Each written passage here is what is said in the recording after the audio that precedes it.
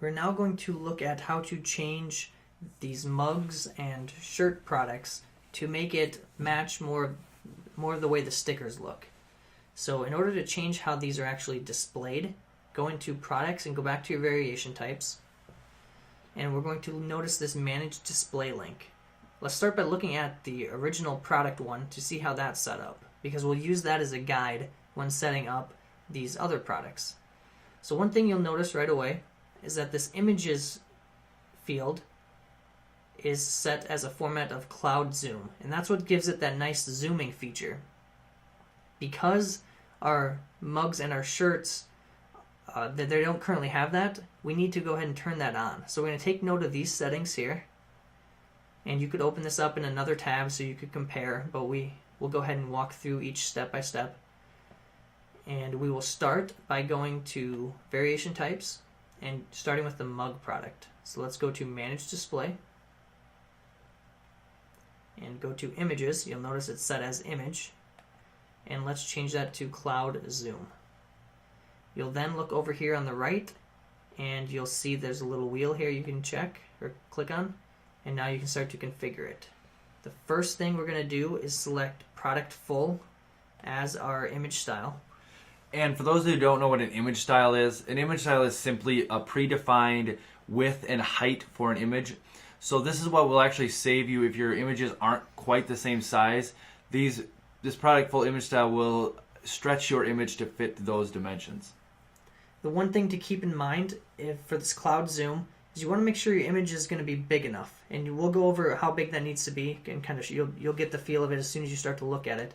But make sure that your image is going to be large enough, or it's not going to look very good. For the zoom area image style, select none. Just leave that at the default.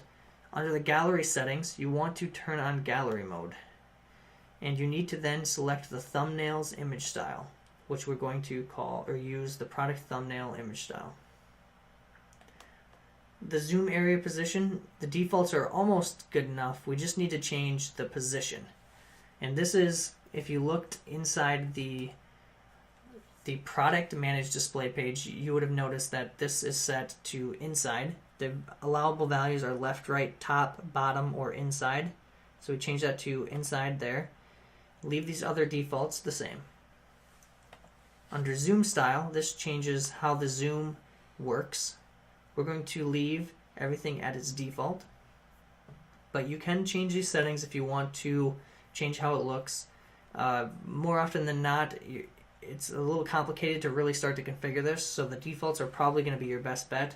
But if you really want to spend some time and get to know how this cloud zoom feature works, you can go ahead and spend that time and get it working. So once we save this, we will be able to go ahead and look at our mug product. So now when we view our mug product, we're going to be able to see that zoom feature in action. So we're going to click on the product list mug and then load the node or the product page. So now you can see as we hover over it, it zooms in really nicely. Now if your images aren't set big enough, you'll see it ends up looking kind of like it's repeating itself. And that's just because your image wasn't big enough to fill that field area. So if you do see that issue, that's the reason why. And for those cases where you can't get a big enough image, you may want to, for that specific product variation type, to not use this zoom feature. We probably noticed coming in here that there's still some issues. One, we don't really need to display the logo color section here. So let's go ahead and get rid of that right now.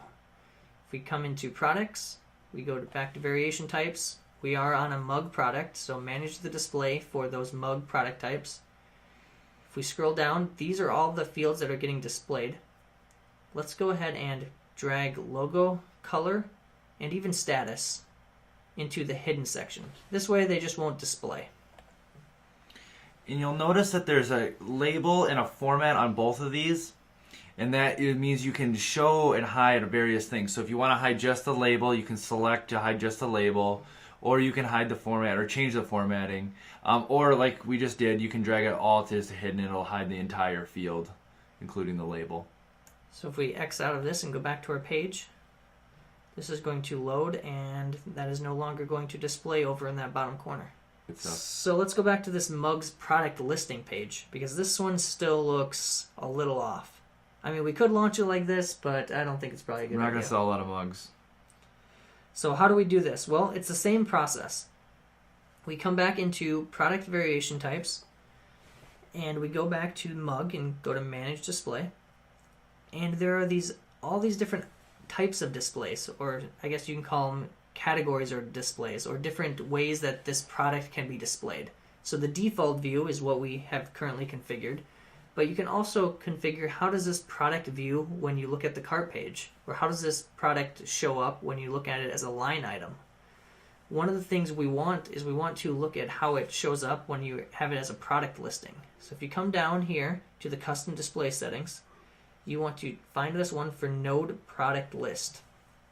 If you check that, that's going to allow us to configure how it looks in that product listing page. So now you'll see that option's available on the top. Let's go ahead and click that. And this is where we can start really cleaning up that page we previously looked at. So you could, if you wanted, you could look at the generic product display and get an idea of how that one's displayed. But right now we're just gonna, since we kind of know, we're gonna display this how we see fit. So the first thing we're gonna do is we can drag around the order in which the items appear. So we want to list the SKU, and then we're gonna go with the title. But we don't need the title displayed, so we're going to actually hide that label on the title. So now there will be nothing that says title. We'll keep the formatting as default. And for the images, we want to go ahead and put that next in line. There we go. All right, and then for the label, we're going to want to hide that label. We don't want to say images. And then we do not want the cloud zoom feature on the product listing page. Instead, we just want something called image delta.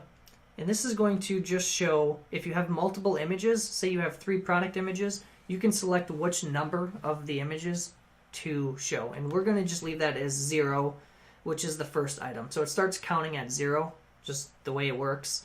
So 0 is always going to show just your first image you have uploaded. And then again, we're going to see a couple more options here. We see image style, which again is the predefined height and width. We want to use product medium. That's what all the other product list is using.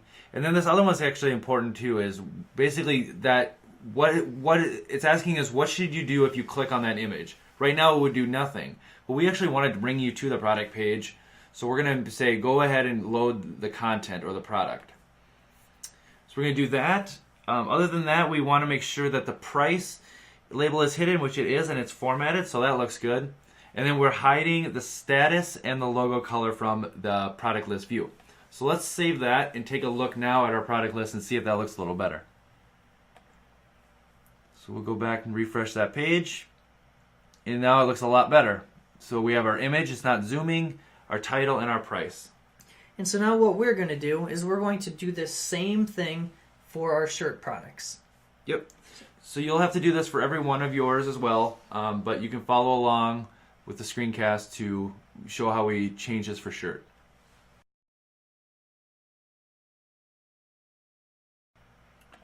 Again, we want to keep this very much similar to our other product displays because we wanted them to look very close to the same.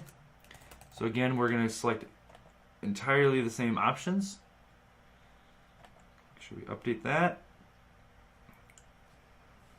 We're going to hide the shirt size and the shirt or the status, just like we did in the previous for the mug product types. Yep. So these now are replicas of each other.